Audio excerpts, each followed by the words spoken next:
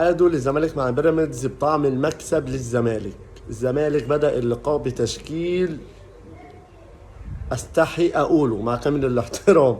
وبيراميدز طبعا داخل المباراة بلعيبة سوبر، بدكة سوبر، بمدرب كويس، باستقرار فني، باستقرار اداري، بفلوس، بفترة اعداد في تركيا، بماتشات ودية جبارة.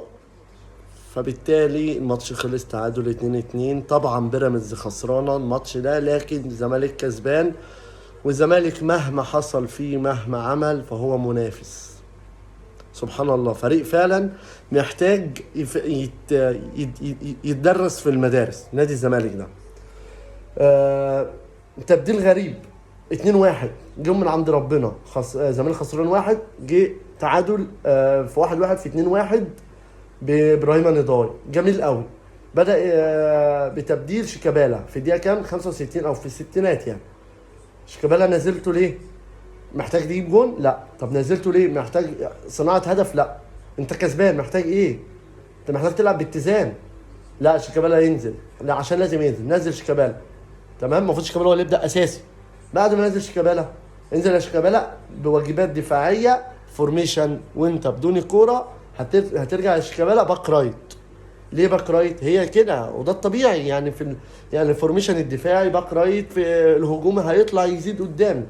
طيب انت دلوقتي خسران، فانت محتاج شيكابالا يعني هتبقى عارف انك طول المباراه شيكابالا هيلعب ناحيه اليمين باك رايت، لان الباك رايت هيخش لجوه سيرد باك. فانت شيكابالا خلاص انت كده خسرته هجوميا، لان طبيعي بيراميدز فريق كبير، هو خسران بيراميدز، فطبعا هو اللي هيهاجمك. فانت بترجع للفورميشن الدفاعيه بتاعتك، فشيكابالا باك رايت. طيب شيكابالا باك رايت ايه اللي يحصل طول الوقت؟ شيكابالا باك رايت. شيكابالا ما عندوش موهبه انه ازاي يقطع الكوره، ازاي يستخلص كوره، ازاي يلعب كوره عاليه. مش فاهم في ايه. يعني هو لو كان نازل اي حد عنده بس دفاعيا شاطر في نص الملعب او مدافع، ينزل بس ناحيه اليمين يقفلها. لا، هو قال لك لا انا هلاعبه كده بقى ناحيه اليمين، ينزل كباك رايت عشان لما نيجي نهاجم شيكابالا يبقى خطير. لا، انت المفروض مدرب كبير وعارف ان الزمالك مش هيمسك كوره. مش هيمسك كوره. بيراميدز لو هتلعب على مكسب وعلى فوز هتمسك هي الكوره، فمصلحه ليك. 2-1 كنت تدافع، كنت تنزل فرق لعيبه بنازعه دفاعيه. طيب ادي اهو دي شيكابالا خلاص. آه يعني مش عارف بصراحه اقول ايه على نص ملعبنا يعني. وطبعا زاد التينا بله. عمر جابر اتصاب، ومحمود علاء اتطرد،